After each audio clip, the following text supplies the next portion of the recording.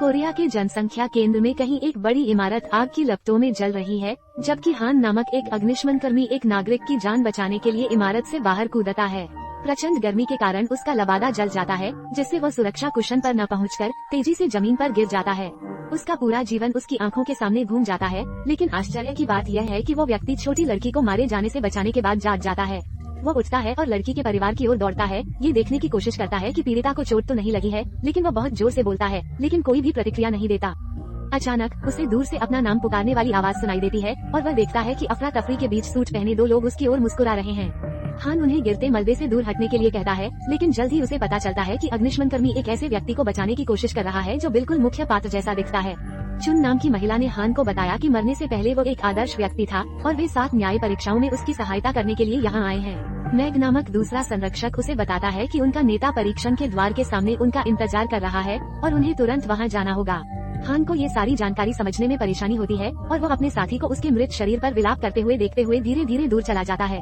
वो चिल्लाता है कि वो अभी नहीं मर सकता क्योंकि वो अपनी माँ को देखना चाहता है, लेकिन उस आदमी का शरीर विशाल द्वार की ओर हवा में तैरने लगा। हान अपनी माँ को देखने के बारे में चिल्लाता रहता है, जबकि अभिभावक ये देखकर भावुक हो जाते हैं कि वो मृत्यु के बाद भी अपने माता पिता के प्रति इतना ध्यान रख रहा है। वे एक अलग आयाम में पहुंचते हैं जहां हजारों लोग न्याय के द्वार की ओर बढ़ रहे हैं और हान की मुलाकात रिम नामक संरक्षक नेता से होती है, जिसने पिछली शताब्दी में 47 आत्माओं को पुनर्जन्म में मदद की थी।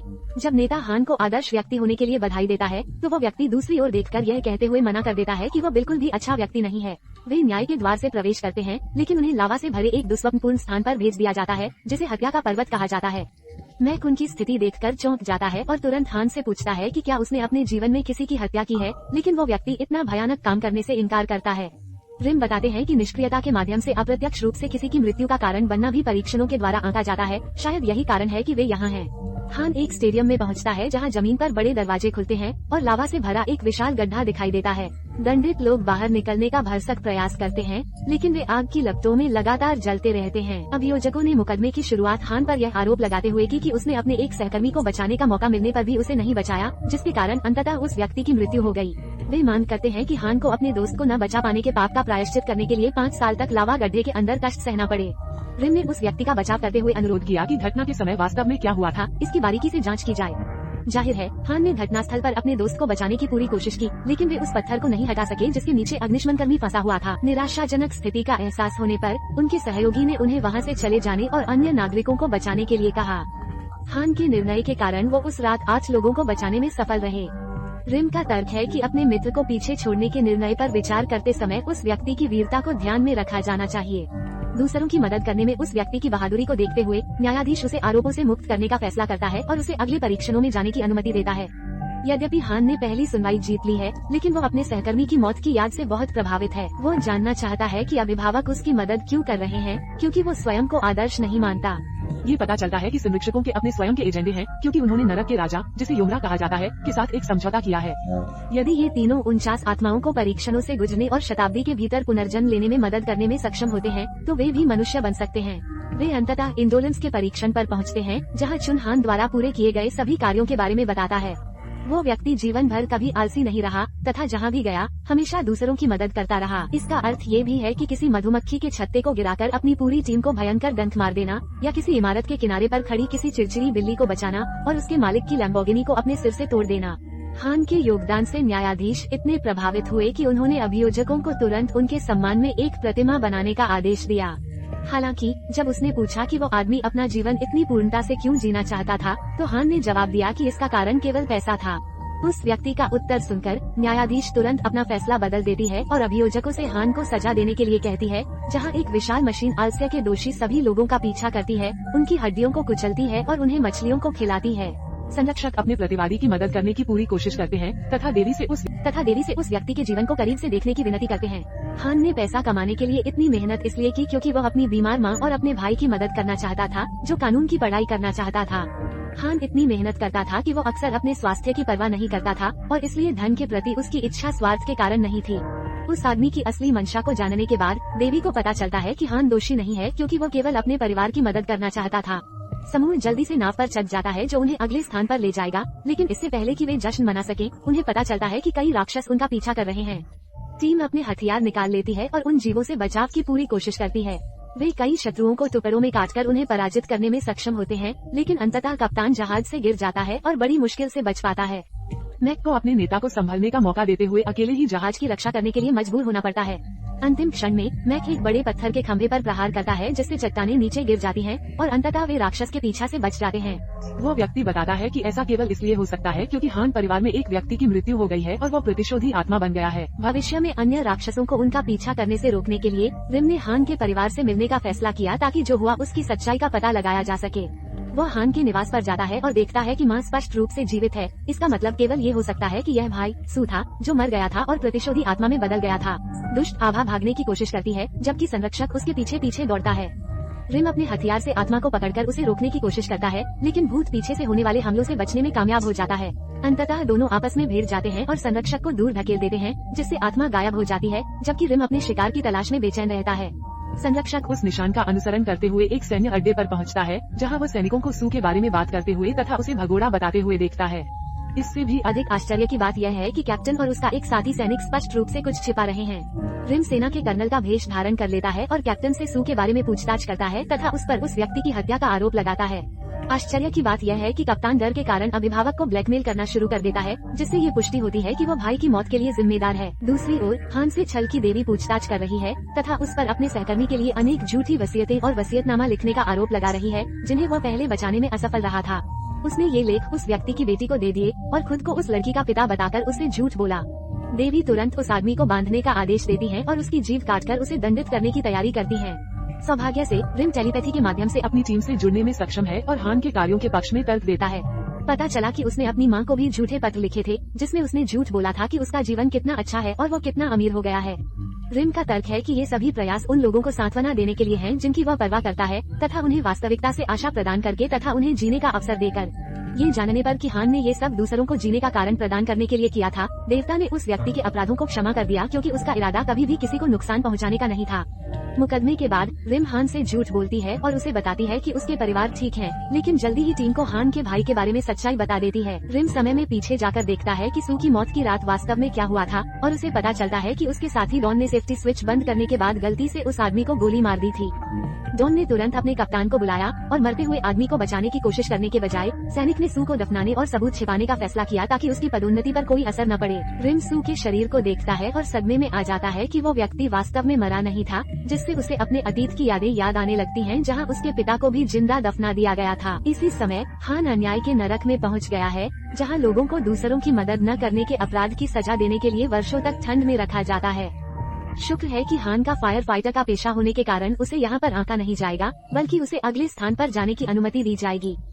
केवल कार के अंदर यात्रा के दौरान ये पता चलता है कि उनके नेता रिम को छोड़कर सभी संरक्षकों की यादें मिटा दी गई हैं। मैक अपने साथी को उनकी सीमाओं के बारे में और अधिक बताने से रोकने की कोशिश करता है, लेकिन गलती से हान को बता देता है कि उसका भाई वास्तव में प्रतिशोधी आत्मा है। सच्चाई का एहसास होने पर आदमी की अस्थिर मानसिकता पूरे क्षेत्र को हिला देती है और केवल कार को तोड़ देती है, जिससे उसके अभिभावक लगभग नीचे गिर जाते हैं। लेकिन हान अंतिम क्षण में खुद को संभाल लेता है और अपने साथियों की मदद करने की पेशकश करता है। अंततः तीनों विश्वासघात के नरक में पहुंचते हैं, जहां एक सुंदर देवी अपने प्रियजनों के साथ विश्वासघात करने वाले लोगों का न्याय करती है, उन्हें दर्पण में फंसाकर पीड़ितों को चकनाचूर कर देती है। सौभाग्य से हान अपने जीवन काल में एक आदर्श व्यक्ति था और उसने किसी को धोखा नहीं दिया, जिससे वो इस स्थान से भी सुरक्षित रूप से आगे बढ़ सका। इसी समय रिम नाइट क्लब में प्रतिशोधी आत्मा को खोजने में सक्षम हो जाती है, जहां वो उन सैनिकों में से एक को मारने की कोशिश कर रही है, जिन्होंने उसे जिंदा दफना दिया था। संरक्षक तुरंत सू का पीछा करता है और वे शहर से उड़ते हुए हवा में लगातार लड़ते रहते हैं। रिम एक जाल बिछाकर और एक जादुई रस्सी का उपयोग करके उसे इमारत पर बांधकर आत्मा को पकड़ने में सक्षम है। संरक्षक आत्मा से कहता है कि पुनर्जन्म पाने के लिए उसे अपने हत्यारों को क्षमा करना होगा, अन्यथा वो हमेशा के लिए नष्ट हो जाएगा। लेकिन इससे सू को ये याद आया कि कैसे उसे जिंदा दफना दिया गया था और उसके सबसे अच्छे दोस्तों ने उसके साथ विश्वासघात किया था, जिसके कारण वह क्रोध में चिल्लाया और एक बड़ा झटका पैदा करके मुक्त हुआ। दूसरी ओर भारी मात्रा में शराब पीने के बाद डोंग ने शव का स्थान सू की मां को बताने का निर्णय लिया है, क्योंकि वो अब और अपराध बोध सहन नहीं कर पा रहा है। महिला नक्शा खोलती है और अंततः अपने सबसे छोटे बेटे का स्थान देख लेती है, जबकि सू अपनी मां के पीछे से सब कुछ देख रहा होता है। प्रतिशोधी आत्मा रिम के पास जाती है और संरक्षक को बताती है कि उसने सैनिक के अपराध को देखने के बाद तथा ये जानने के बाद कि उसकी मां को शव का स्थान कैसे दिया गया था, डोंग को माफ करने का निर्णय लिया है। सू संरक्षक से एक माध्यम की तरह कार्य करने की विनती करता है, ताकि वह डोंग से अंतिम बार बात कर सके, तथा वादा करता है कि वह बाद में परीक्षणों से गुजरेगा। आत्मा उस आदमी के माध्यम से बात करती है और सैनिक से कहती है कि वो उसे माफ करती है तथा अब और समय बर्बाद न करे, अतीत की किसी चीज पर नए आंसू। इस बीच हान हिंसा के नरक में पहुंच जाता है और एक विशाल छेद देखता है जिसमें उसे परीक्षण तक पहुंचने के लिए कूदना होगा। वह आदमी एक विशाल गड्ढे में गिर जाता है और एक विशाल चट्टान से टकरा जाता है, लेकिन मैक अपने साथी को पकड़ लेता है और हान के पास पहुंच जाता है। हालांकि हान उन दोनों की ओर फिसलता है और दुर्घटनावश उन्हें गिरा देता है, जिससे वे एक बार फिर गड्ढे के तल की ओर गिर जाते हैं। मैक उन दोनों की ओर दौड़ता है जबकि हान लड़की को पकड़ लेता है और उसे दुर्घटना से बचाने की कोशिश करता है, ठीक वैसे ही जैसे मरने से पहले करता था। आश्चर्य की बात यह है कि नीचे पहुंचने के बाद अंतिम क्षण में उनका गिरना तुरंत रुक जाता है। हिंसा का मुकदमा शुरू होता है और अभियोजक हान पर हाई स्कूल में अपने भाई की पिटाई करने का आरोप लगाते हैं। ये कृत्य विशेष रूप से अक्षम्य था क्योंकि उस समय परिवार की गरीबी के कारण वह छोटा लड़का कुपोषण से पीड़ित था। वास्तव में हान ने लड़ाई के बाद कभी माफी नहीं मांगी क्योंकि वो अगले ही दिन अपने परिवार से भाग गया और तब से कभी घर नहीं गया। न्यायाधीश तुरंत निर्णय देता है कि वो व्यक्ति अपने ही परिवार के प्रति हिंसा का दोषी है तथा उसे सजा के तौर पर एक गड्ढे में डालने की योजना बनाता है जहां लोगों को लगातार पत्थरों से मारा जाता है।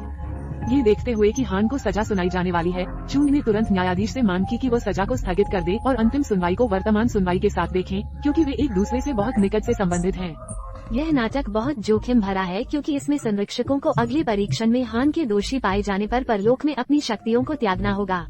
दुर्भाग्यवश अभिभावकों को जल्द ही उस रात हुई लड़ाई के बारे में सच्चाई पता चल जाती है। सू अपने भाई को अपनी मां के सामने घुटनों के बल बैठा देखकर जाग जाती है और हान से जानना चाहती है कि वह क्या कर रहा था, लेकिन जल्द ही उसे पता चलता है कि लड़का तकिए का उपयोग करके अपनी मां को मारने की कोशिश कर रहा था। सू ने तुरंत अपने भाई को रोकने की कोशिश की, जिसके कारण हान ने तकिया गिरा दिया और गुस्से में लगातार उस छोटे लड़के पर मुक्का मारना शुरू कर दिया। ऐसा प्रतीत होता है कि हान अपने जीवन के उस समय बहुत निराश महसूस कर रहा था क्योंकि उनका परिवार बहुत गरीब था और उसकी मां गंभीर रूप से बीमार थी। उनका मानना था कि उनकी पीड़ा का अंत केवल मृत्यु से ही हो सकता है, इसके अलावा और कुछ नहीं। यही कारण है कि बाद में उसे बहुत ग्लानि महसूस हुई और वह घर से भाग गया तथा कभी अपने परिवार के पास वापस नहीं लौटा। ये सुनने के बाद अभिभावक निराश हो जाते हैं क्योंकि उन्हें एहसास होता है कि अब उनके लिए परीक्षणों को जीतना संभव नहीं है, विशेष रूप से पितृदोष के अंतिम नरक में। इसी समय रिम सू को उसके शरीर के पास लाने की कोशिश कर रही है ताकि आत्मा भी पुनर्जन्म की ओर अपनी यात्रा शुरू कर सके। जब वे सैन्य शिविर में पहुंचते हैं तो सू ये देखकर आश्चर्यचकित हो जाता है कि उसकी मां यहाँ है और सैनिकों से अपने बेटे के शव के पास लाने की विनती कर रही है। सेना का कप्तान ये देखता है और महिला की ओर दौड़ता है, उसकी दराती को टुकड़े टुकड़े कर देता है और उसे जमीन पर धकेल देता है, जिससे वह बेहोश हो जाती है। सू देखता है कि उसकी मां पर उसके हत्यारे द्वारा हमला किया जा रहा है और वह क्रोध से भर जाता है तथा शीघ्र ही पहले जैसी प्रतिशोधी भावना में बदल जाता है। वह बंधनों से मुक्त हो जाता है और रक्षक को पकड़ लेता है तथा जबरदस्त बल का प्रयोग करते हुए उसे दूर फेंक देता है। सू का क्रोध इतना तीव्र हो जाता है कि वह एक विशाल बवंडर में बदल जाता है जो क्षेत्र के सभी सैनिकों को निगल लेता है और परलोक की ओर जाने वाला रास्ता खोल देता है। प्रतिशोधी आत्मा सब कुछ इधर उधर फेंक देती है और भारी अराजकता पैदा कर देती है, जबकि रिम सभी लोगों को मारे जाने से बचाने की पूरी कोशिश करती है। सौभाग्य से मैक पोर्टल के माध्यम से जीवित दुनिया में प्रवेश करने में सक्षम है और सू पर हमला करता है, जिससे विशाल मूर्ति टूट जाती है और दुश्मन अचेत हो जाता है। रिम भी मौका पाकर हमला कर देती है, एक जादुई लबादे का उपयोग करके सू को पकड़ लेती है और अंततः उत्पात को रोक देती है। इस बीच दूसरी ओर हान का मुकदमा शुरू हो जाता है क्योंकि राजा योमा स्वयं इस मामले का न्यायाधीश बनने का निर्णय लेता है। देवता उस व्यक्ति पर अपनी ही मां की हत्या का प्रयास करने तथा ऐसे कठिन समय में अपने भाई की पिटाई करने का आरोप लगाते हैं। राजा ने ये भी बताया कि हान की मां को वास्तव में अपने बेटे द्वारा उसे मारने के प्रयास के बारे में पता था, लेकिन वह चुप रही और इस सारी त्रासदी को अपने दिल में दबाए रखा, जिससे उस आदमी का अपराध और भी गंभीर हो गया। देवता ने निष्कर्ष निकाला कि हान को इस नरक में हमेशा के लिए दंडित किया जाएगा क्योंकि उसने उसे जीवन देने वाले को मारने का सबसे बुरा काम करने की कोशिश की थी।